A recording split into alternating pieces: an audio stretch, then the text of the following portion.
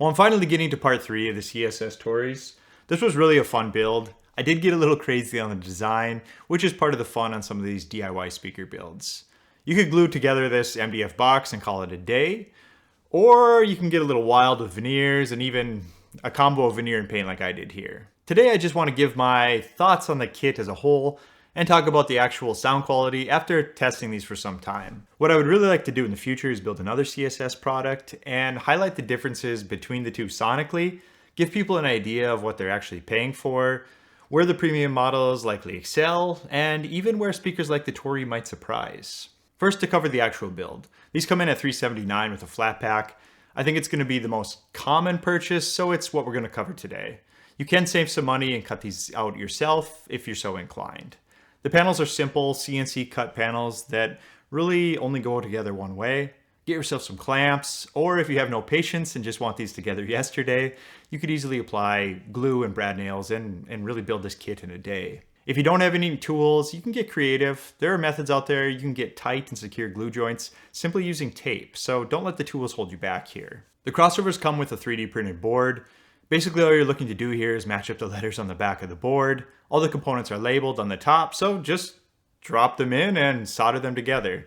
All the jumpers and wires were included for this portion. The item you obviously need here is a soldering iron. Even a cheap $20 Amazon special will get the job done here. If you want to see my process along with some simple tips, check out part 1 of the build. Finishing these can be simple, like I said. You could really wrap it up in a single day if you wanted. Most of us want a more polished finish that rivals what you'd get from a factory though. And my suggestion here would be determine your skill level and the price point and basically go from there. The easiest and cheapest would be just to leave the MDF unfinished. And the next step up I would personally take is something like Duratex. You simply roll it on and it gets a semi-professional look. Think extremely thick paint with a bumpy surface. Perfect for hiding all the blemishes that you might have made or concealing any nail holes. But at the end of the day, it's a durable, simple, and reasonably cheap solution. The third option I would suggest is to apply a veneer. It's not as hard as you might think. Pick out your wood species, apply some glue, trim it up. You can trim it with a router and a flush cut bit, or just simply use a razor if you don't have access. As for the glue, I use heat lock. You just apply it, you let it dry, and you run over the top of the veneer with an iron, and it creates a strong adhesion. As for my final finish, this one isn't for the faint of heart if you're picky. Painting. In my build, I mixed paint and veneer, and this ended up being the longest part of the project by far. You can get a professional finish with spray cans, but be prepared to do a lot of work. Everything has to be perfect or the flaws will show through. If you don't want to chance it, any auto body shop would be able to lay down a premium 2K durable finish. Just expect to spend more than the entire kit. Now as for how these sound and where I see these living in my space. I've been listening to them in my shop for the past months, but brought them into my house for a little more controlled environment and more amplifier options. What I can tell you right off the bat is, these are little bass monsters. It's very deep bass with a smooth sound. I feel like CSS voiced this for a particular sound. From what I gather, all their speakers have a strong bass presence, and this one certainly carries on that tradition. The bass you get from this little speaker is going to surprise you a bit. It's kind of like the ELAC BS41 on steroids. Lots of low-end grunt from a tiny little package. In this case, my preference strongly to the Torii over the BS41 though. I can say you'll want to pull these away from the wall a bit. If you have these right up against a barrier, it's going to get a bit boomy and muddied. Give them a couple feet to really clean up the bass output. Do these have limitations? Sure, they do. It gets deep, yes, but can it sustain that feat in a large space? Well, yes and no, right? At mid-level listening, it does a fantastic job in a large room, but just don't expect to knock down the house with these if your space is large. The distortion will rise and the woofer will bottom out if you push these hard. I think that's fine. I myself wouldn't ever use these in a large space. For myself, these are perfect for an office, small to medium-sized listening rooms. You just can't expect to push the volume to actual very loud levels in a large space without some feedback from these little guys saying that they had enough. Smaller rooms like my office, no problem at all really. This is an area where I'd really like to test their other offerings out.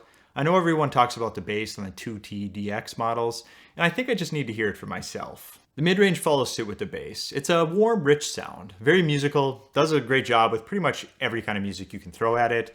It's not as precise as some of the more detail-centric speakers in the 500 plus range, which are where you kind of need to compare this after time spent building, along with tools and finishing supplies. This isn't so much a lack of finesse in this case or a con, it's just a warm sounding speaker. The mids are going to be present in a pleasant manner. Vocals just kind of flow out. They won't ever be squeaky clean, detail driven, but I highly doubt that was the intention of this build either. The highs won't ever be the focal point on these. As I said, it's a warm sound. When I listen to these, I hear the music and a delivery that is pleasant to my ear. It's not going to be the type of speaker you turn down because the S's are sizzling your ears. The highlight on these speakers is the low end to mid-range, overperforming for its size. I think most of us realize what type of speakers we prefer. It's unlikely your preference between two different brands would be ultra detailed with one set and very warm with another. So I think it's important to realize where you fall in this.